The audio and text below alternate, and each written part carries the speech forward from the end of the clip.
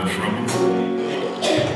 We know, God, that although we single out Sunday morning as our corporate time together, we know that we're never absent from your presence.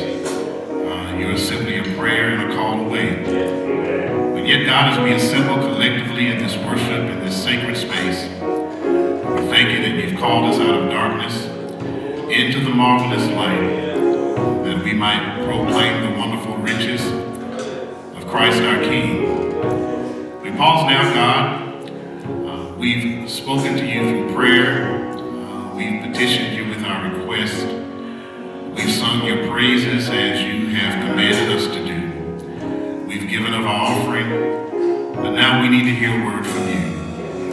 And so, God, we know that we are met with various trials, various tests, various temptations.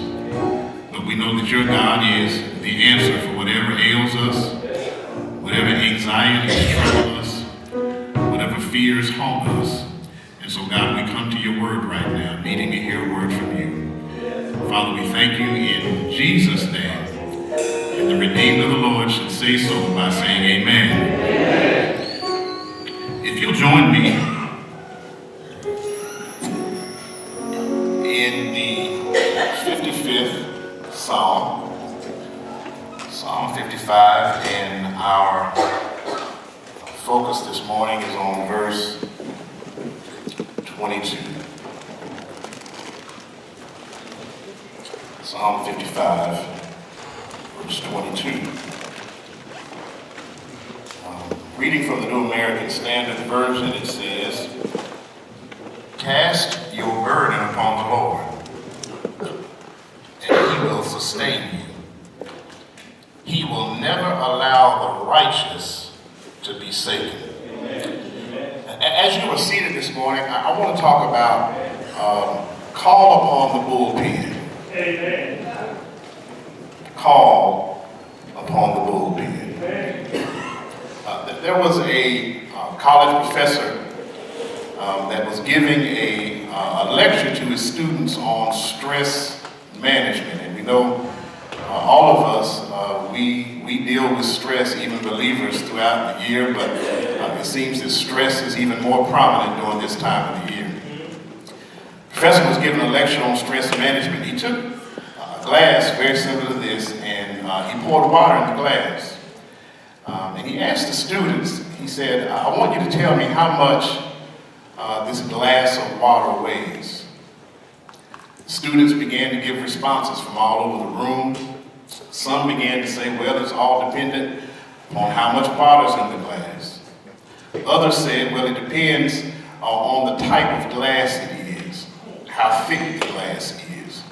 They continued to give a number of responses, and the professor finally said, "It doesn't matter about the glass or the water. The weight of the glass of water is dependent upon how long you carry it." And the fact of the matter is, there are a whole lot of things that many of us have been carrying for a very long time. And it does not matter what it is. You've analyzed it, you've prayed about it, it keeps on getting heavier and heavier. The weight of your burden has nothing to do with the actual burden. It has to do with how long you're going to keep carrying it. The psalmist said, "I've been carrying this around for too long." And he tells us you need to cast your burden on the Lord, because he cares for you. Somebody talk to me in this place. And so the fact of the matter is, we need to understand, the longer we hold on to things, the more difficult it is to manage your life. The longer you hold on to something, it has an impact literally on the quality and the standard of your life. Many of us are not living as kingdom citizens where God wants us to live, because we're carrying around too much. That's why the writer of Hebrews says, "Let us lay aside every weight and sin that does so easily beset us," because you can't run with weight. You cannot live victorious with weights. Somebody simply need to know you need to cast it upon the Lord, because you've been carrying it too long. And the longer you carry it, listen, The burden has not increased. The burden has not gotten worse. But you've been carrying it so long, you've gotten weary from carrying the same weight for years and years. Somebody talked to me in this place today. So we need to understand that carrying burdens can impact the quality of your life. Listen, there are a number of approaches that you and I can take when it comes to handling painful problems and battles in life. And listen, as children of God, we are not immunized, nor are we free from troubles and problems. As a matter of fact, when you become a child of God, actually you sign up for trouble and problems. Jesus said, in this world, you will have tribulation, but be of good cheer. I've already overcome the world. So how do we handle the painful problems and battles of life? Well, the psalmist wants us to understand that we can look within at our feelings. In the first few verses, the psalmist is looking inside at his feelings. And I want you to understand, feelings are not a barometer, nor are they a place to begin if you're looking for deliverance or relief. As a matter of fact, your feelings will actually lead you further down the scale of a pity party. Somebody talk to me.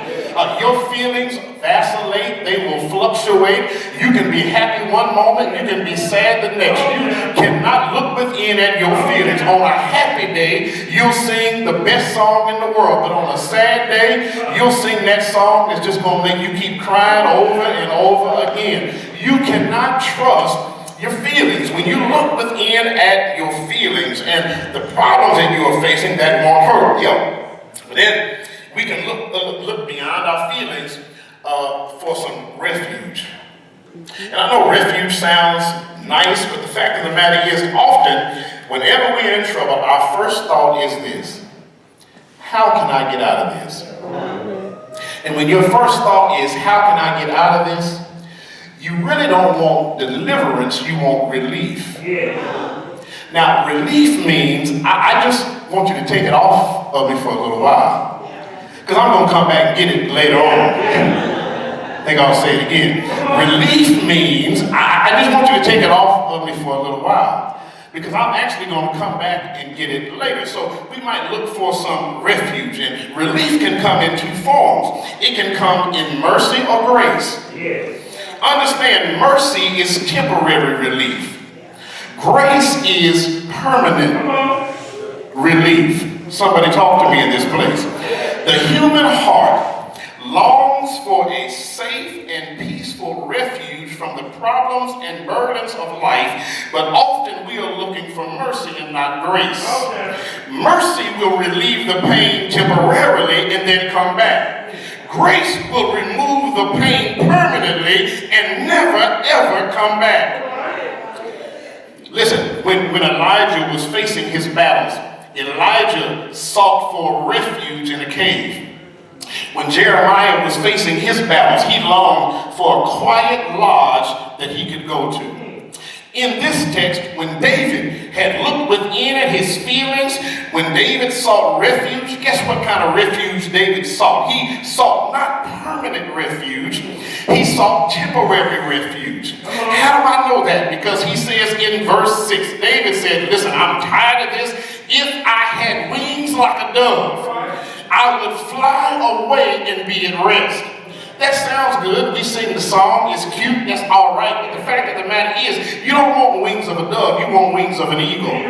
Because the fact of the matter is, we saw it even with Noah's Ark. When you send a dove out, the dove is going to come right back to where it started. When you send a dove out, it's going to come right back to where it started. So David messed up. He wanted refuge because he was going to go right back to where he was. If I had wings as a dove is going to go right out and come right back to where he started. A whole lot of us, we get in trouble. We say, God, if you get me out of this, I won't ever do this again. You know you're going to do it again. You just want some relief. You're just like a dove. Get this off me. And then after I done had some peace, I'm going to circle around like that dove and come right back. That's why Isaiah said true comfort comes not on the wings of a dove, but on the wings of an eagle. He said, even the youth shall be weary. Even the old shall stumble and fall. But they that wait upon the Lord shall mount up with wings not like an dove, but like an eagle. They shall run and not be weary. They shall walk and not faint? Do you want mercy or grace? It's rich to me, even if it ain't to y'all. Listen, we can look around at our circumstances. David looked around at his circumstances, but ultimately, this is where I want to get to. We need to look up to God. As we analyze Psalm 55, we can understand it's normal for us to hope for a quick escape. Nothing wrong with that. It's important for us to understand our feelings and understand our circumstances, but it's far more important to look up to God and ask for help. And so as we just simply, I shared just a few things about how we look up to God and how we ask for help. The first thing I want to deal with is what the burden is. The psalmist says in the New American Standard Version, cast your burden upon the Lord. In the King James, he says, cast thy burden upon the Lord. So when we talk about what the burden is, we've got to focus on the words thy and your. Understand, first of all, that your burden is unique to you. He said, cast your burden. Not somebody else's burden. Listen, we pray and we get inquisitive about everybody else's burden, everybody else's problem. How they get in that situation, or why they going through all this. But the fact of the matter is, the psalmist is saying, you need to focus on your own burden. Because your burden ain't my burden. Yours might be remorse, and somebody else might be care and anxiety. Somebody else might be grief or fear. What is your burden? You need to cast your unique burden on the Lord. But something else we need to understand about these burdens, not only are they unique, but they're also providential. Because that word burden literally means a lot that was assigned to you. That which God has given you to bear. You need to get past that. Whatever you're going through, understand, yes, God is sovereign. God is all-knowing. And whatever you're going through, God either permits or he sends. And the fact is, all of us have a lot that God has assigned to us, and God won't put more on you than you can bear. And all of our burdens are individual. They all are unique. So he says, listen, stop always trying to take your friend to the Lord in prayer. You need to take your own burden to the Lord in prayer. You need to call upon the name of the Lord for yourself, not just for somebody else. Because when you try to call on the Lord for somebody else, but never call on the Lord for yourself, you're carrying it around and it's weighing you down. You ain't going to get no relief praying for somebody else. You only get relief when you take your burden before the Lord. But then the psalmist says, listen, we know what the burden is, but then what are we to do with the burden? He says, cast your burden upon the Lord. Now I want you to understand something, and that's in connection with my third point. We need to understand when he says cast your burden on the Lord, it means more than simply casting your burden. Amen. In the Hebrew, it means cast yourself upon the Lord. Amen. Let me illustrate. We go to the Lord, we cast our burden on the Lord, and then we leave. Yeah. But the fact of the matter is, even though we are symbolically cast it on the Lord, we actually still carry it around. But what we have to do is cast ourselves upon the Lord. Why do we need to do that? Because it says in the rest of the text, what will happen when you cast yourself along with your burden upon the Lord. It says he will sustain you. All right. Now what that means is, listen, when we go back to point one, understand that God assigns or gives you a lot or a burden that is unique to you. And we need to understand that God gives you something that he wants you to bear. But when God gives you something to bear, God is not being unfair. He's not being unkind, because he also says he will sustain you.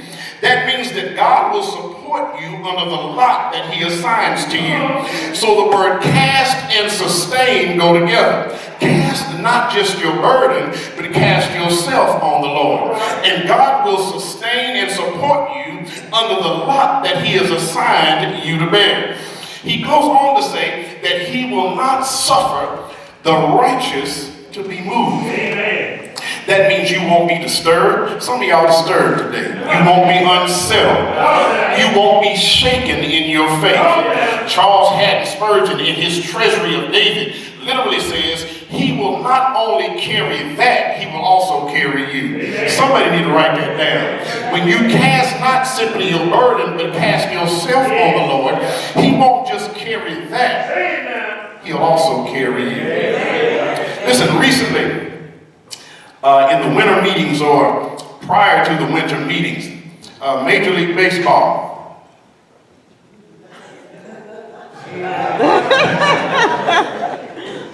announced their 2019 Hall of Fame inductees. Thank you, sir. One of the inductees was Lee Smith. I was a fan of Lee Smith growing up. Lee Smith, 6'6", 235 pounds. He was a relief pitcher, black man. From Louisiana, he was drafted by the Chicago Cubs. I'm not a Cub fan, I'm a Cardinal fan. When he became a relief pitcher for the St. Louis Cardinals, I became a fan of Lee Smith. Lee Smith, 6'6", 235 pounds. He was a relief pitcher. Now he's going into the Major League Baseball Hall of Fame. Something you need to understand about relief pitchers is this. Relief pitchers are not in the dugout, they're in the bullpen. And so they're simply out in the bullpen waiting until the pitcher gets tired. So the pitcher, he's throwing pitches, and he's under a pitch count. He's throwing pitches through the first inning and the second inning, and we don't know how long it's going to last. It depends on how many runs and how many people get on base. But somewhere towards the latter innings, there is a manager that's in the bullpen that's looking at the pitcher on the mound. Now, the pitcher has been given a lot. You got to throw these pitches. That's the lot I've assigned to you. But when I notice the manager says you're getting tired, I'm going to call a relief pitcher out of the bullpen. Somebody need to talk to me in this place. And the fact of the matter is, all of us got to throw our own pitches. We got to live life. We got to deal with grief and despair. But God is in the bullpen.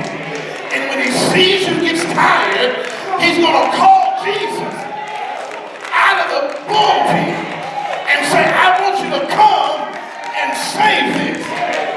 Let me tell you what's so wonderful about it.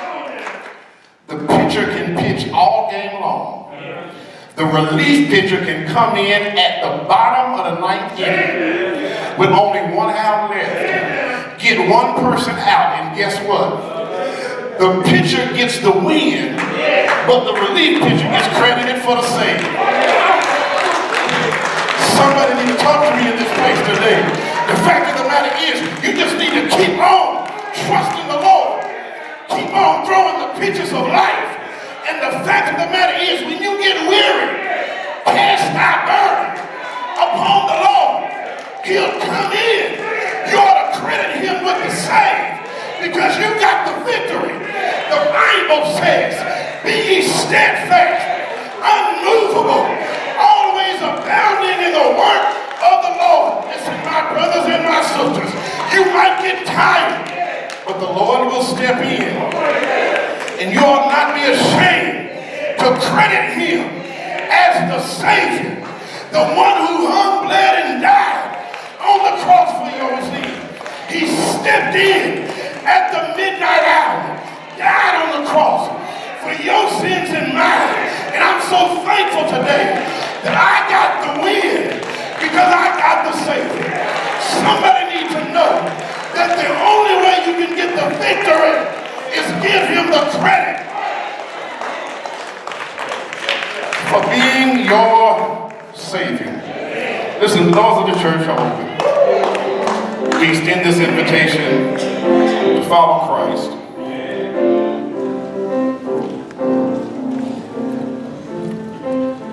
Winning, according to the Bible, is when we admit that we've lost, that we've not been able to reclaim, we've not been able to restore our own life. And we need somebody to come in and bring us some relief. His name is Jesus. children sang about this being the celebration of his birth, I want us to understand that nothing would be a better gift to anyone than for someone to give their heart and their life to Christ. As we stand all over the building today, we want you to know that Christ, through his shed blood and through the proclamation of his word, is calling someone to come and to have a relationship with God through Christ.